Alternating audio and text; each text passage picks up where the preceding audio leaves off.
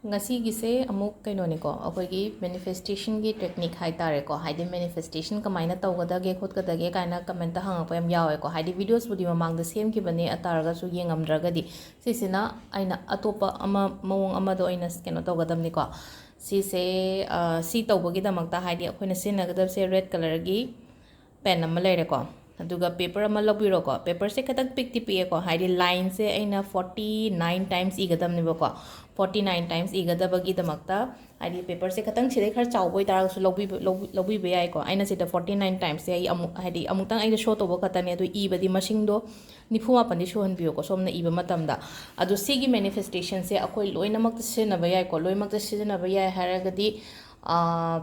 job ki season na bayai adagi kaino health ki season na bayai exam ki season na bayai ko duga money related problem gumba ko adumba su season na bayai ko aduga atai haidi aina pami ba pot hai tare ko adu do ningbi ho duga adu maina keno to bayai ko e basina line oni igadam ni ko sentence oni igadam ni ko adi suppose kaino ne na haira se ba ko akhoi relationship sigi mi siga aise phajana laimina ninge natraga haidi maga kaino tawba pame hairagadi thank you and ahambada ire na ko line se haidi thank you haina iraga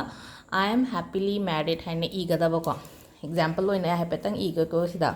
haidi relationship ki matang da hairaga na sida ko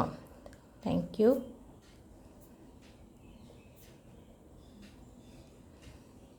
I am happily married ko haidi somna haidi pamyo poto ko ado si 1 lere ko si ena hagwa 49 times igadaba ko si sina haidi love and relation ki example lama pire ko aduga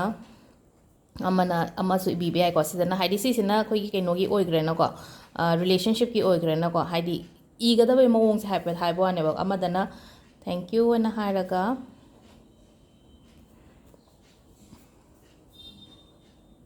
sida su ibi ai ko I am happy with my job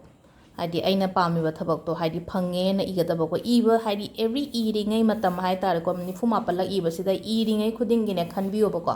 haidi ICCC thabak se join tawre phange leire haiba aduma mayam do hai tar adugi matam do de hingbi ba hai tar ko do si sima leire to pasanung shagi su maina chama na loi ma haidi thank you I have received the money ko natraga haidi I am money magnet kumba do maina ira su ai ko adu sida leire ko haidi ibagi mong sina leire ko haidi aina pamba poto haidi sida dum haidi thank you say hadum sida ma'am na hai ko thank you Jesus ki adu ada gi kem leite ko thank you it's just a simple word ne thank you haibadi thank you haibaje ko na mai tero na thagat chari haibaje hek keno tawbodi haidi thank you sina samme haibai thank you ana panba ani sida haidi Jesus ningba adu ningba kem leite ko haidi ko ni jam na haidi mi ama na ingonda favor ama tar ko matam la koi thank you dum hai na ko just a simple word ni ko haidi sida Christian ni adu ne dani kem leite ko aina ningbi bai shor du da haidi thank you habi ba khatang ne se adu 49 times ama di irani ne ko aigi kaino dugi matung ina hai tare ko aduga maningi page dana kamaine igada maningi page dana aigi ming hai tare ko aigi ming ha so athoi bin ha sna ko sida athoi bi se sida su kamaine igada ge ha matam da si su akoi gi 49 times igada ba si ko athoi be 49 times ko haidi si masu ibirani na ko adu loina mak iba leiraga di matam yam sangan ne ko iba loire ko iba loira matung sida kamai to ge de paper se maina leir na ko paper se aigi side ta fold to biu ko ani ra fold to gera ada amutang da di saina kar hang do ne ko saina ani ahamba fold to re ko adu mathangi fold to ko matam do sumaina aigi side ta ko aigi side ta fold to birani aduga akomba gi so amuksu si fold tawre ko sidagi henna pic na fold tawre so kaisu kai de ko adu si se fold tawre ko si se fold tawre matung da si se 21 days aigi nangi mon makha da thambiyo kanam ta uhan gano kanam ta khangan gano nangna ni ri ba pot to ko adi nangi mon makha na traga hari mo pa makha kumba da thamasu ai ko mon makha sum angang naga phat haigat pokot pa do mai lera ga di mo pa makha hai tan mon ma pa do thamaga mo pang si se tum haidi aina ngasi dagi hore na khala se ba yar ga di ngasi de dum hobiyo ko haidi ai kenom aning ba lera ga di ko adu ngasi dagi hore sigi keno se da ko haidi sigi mathak se da ai se mon thamaga tumme ko natraga mo pa makha lukhungi mo pang kha un thambire na ko ꯁꯤ ꯊꯝꯃꯦ ꯑꯗꯨꯒ ꯃꯊꯪꯒꯤ ꯅꯨꯃꯤꯠꯁꯤꯗꯀꯣ ꯃꯊꯪꯒꯤ ꯅꯨꯃꯤꯠꯁꯤꯗ ꯂꯧꯊꯣꯛꯑꯒ ꯍꯥꯏꯗꯤ ꯖꯒꯥ ꯑꯃꯗ ꯑꯗꯨꯝ ꯊꯝꯕꯤꯕ ꯌꯥꯏꯀꯣ ꯍꯥꯏꯗꯤ ꯁꯨꯝ ꯐꯃꯨꯡ ꯂꯣꯏꯁꯟꯕ ꯈꯣꯠꯆꯟꯕꯗ ꯍꯥꯏꯗꯤ ꯃꯤꯅ ꯎꯈꯤꯗꯅꯕ ꯍꯥꯏꯇꯥꯔꯦꯀꯣ ꯑꯗꯣ ꯁꯤꯁꯦ ꯂꯧꯊꯣꯛꯑꯒ ꯍꯥꯏꯗꯤ ꯑꯩꯒꯤ ꯎꯄꯨꯗꯅꯤ ꯈꯪꯗꯦ ꯑꯩꯒꯤ ꯀꯩꯅꯣꯒꯤ ꯐꯤ ꯃꯈꯥꯒꯨꯝꯕꯗꯅꯤ ꯈꯪꯗꯦ ꯑꯗꯨꯃꯥꯏꯅ ꯊꯝꯕꯤꯔꯀꯣ ꯑꯗꯣ ꯑꯃꯨꯛ